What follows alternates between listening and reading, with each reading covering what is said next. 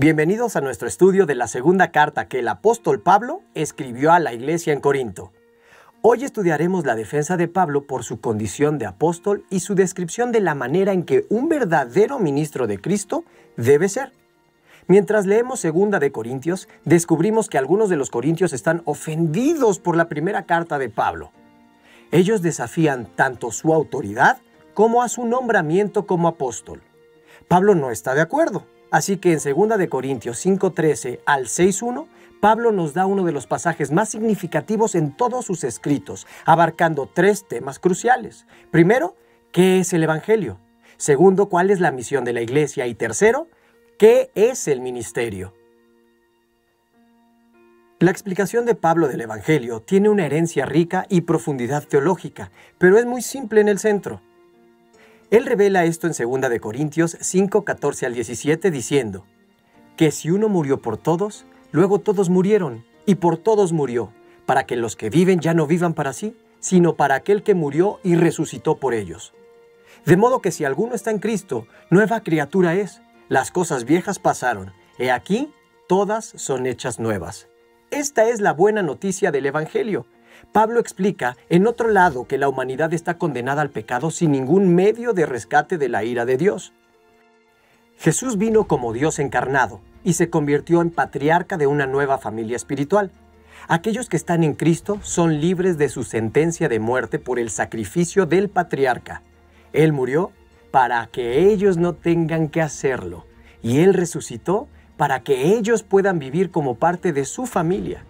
Una vez que ellos entran a esta nueva familia, están sujetos a las obligaciones de esa familia y de ese patriarca. Las obligaciones están definidas por la misión de esa familia, restaurar a los más posibles en su relación con Dios.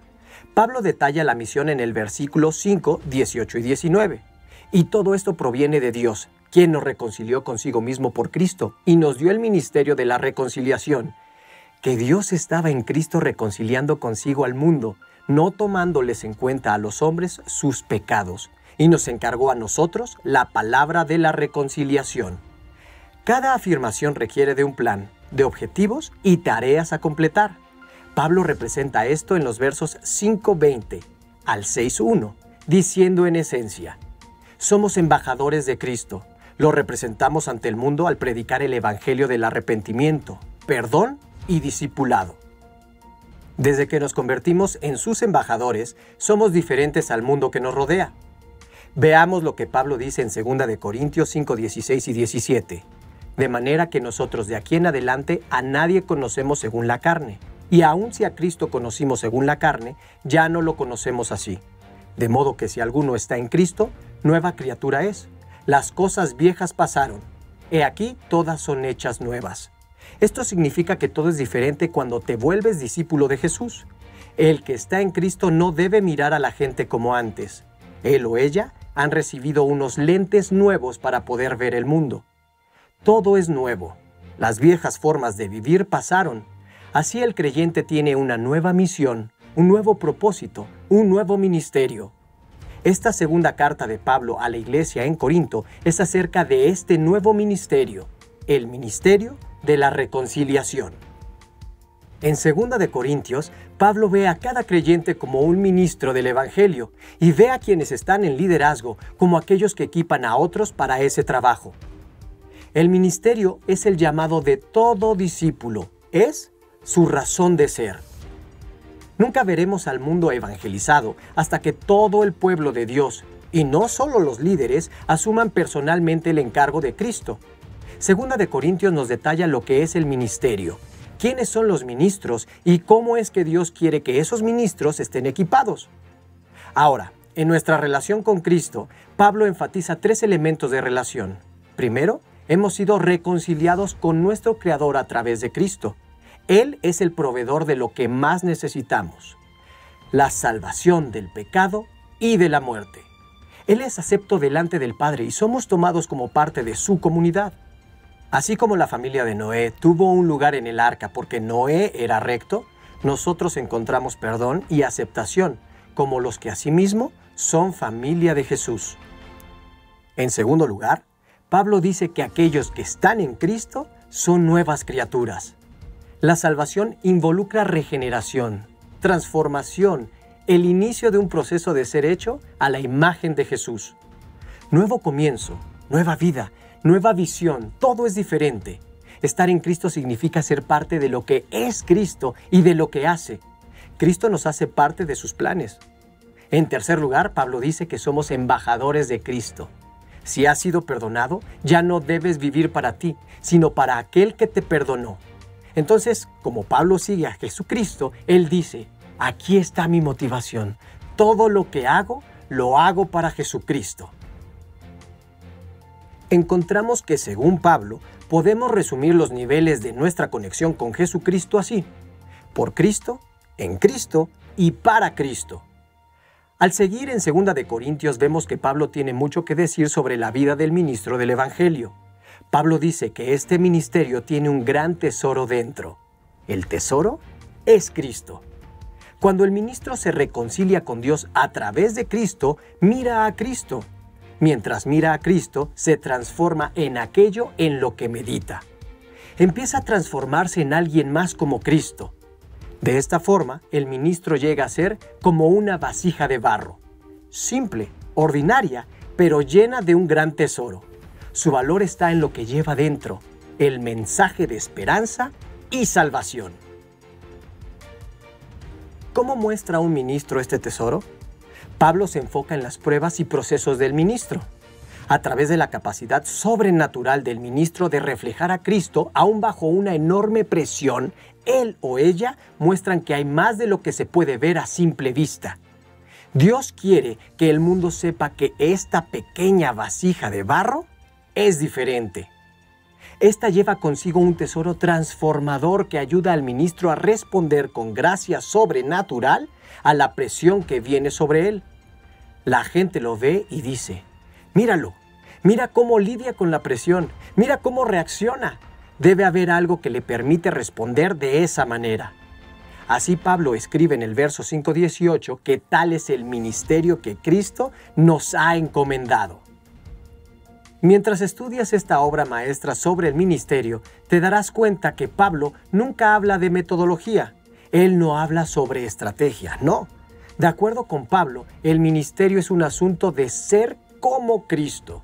Él escribe en el 6, 4 y 5 que es así como probamos que somos ministros de Dios. Antes bien, nos recomendamos en todo como ministros de Dios, en mucha paciencia, en tribulaciones, en necesidades, en angustias, en azotes, en cárceles, en tumultos, en trabajos, en desvelos, en ayunos. Nadie soporta estas cosas a la ligera. Ningún ministro egoísta aguanta esas pruebas. Nadie con motivos incorrectos se mantiene a través de estas pruebas. Esto no garantiza que uno tenga razón en todo, pero pone sus motivaciones a prueba para validar o desacreditar sus intenciones. Si estudias la vida de Pablo, sabrás que él habla desde la experiencia. Todas esas presiones vinieron a Pablo, y él reaccionó como nos dice en 2 de Corintios 6, del 6 al 10.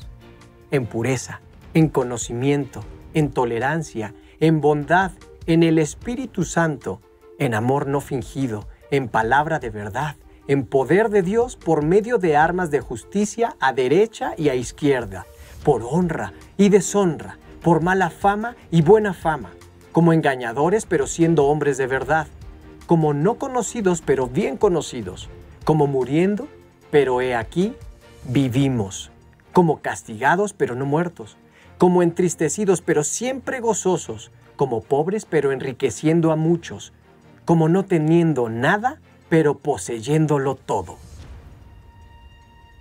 Pablo está diciendo, soy una pequeña vasija de barro, pero Cristo, en mí, es un hermoso tesoro. Ambos se revelan al mundo a través de cómo responde un ministro al sufrimiento. Los ministros de Cristo probados y verdaderos se caracterizan por estas cosas. Dios tiene un propósito en el sufrimiento. La Escritura predica una teología de sufrimiento. Los falsos evangelios y los falsos ministerios prometen solo cosas buenas y positivas. Es posible que aún no hayas sufrido lo que necesitas sufrir para convertirte en el ministro que Dios quiere que seas o para hacer la obra que Dios quiere que hagas. Ahora, esta lista de verdades como ministro de Cristo ayuda a Pablo a establecer una diferencia con aquellos en Corinto que se ponen por encima de él. ¿Qué evidencia dan de que han sido puestos a prueba? Pablo se ofrece voluntariamente a sufrir por Cristo y por los cristianos. Aunque avergonzado, Pablo expone determinantemente su punto de vista en 2 de Corintios 11, del 23 al 27, al dar una larga lista de las cosas que ha sufrido por Cristo. ¿Qué lleva a esta disposición a sufrir por Cristo y por los cristianos? En 2 de Corintios 11, del 28 al 31, Pablo agrega a su lista su preocupación genuina por el bienestar de los demás y su rechazo a celebrar cualquier cosa que no sea su propia indignidad. Sella su testimonio con una clase de juramento en el verso 31 diciendo: El Dios y Padre de nuestro Señor Jesucristo, quien es bendito por los siglos, sabe que no miento. ¿Qué alardes hacen? ¿Se jactarán en sus dones?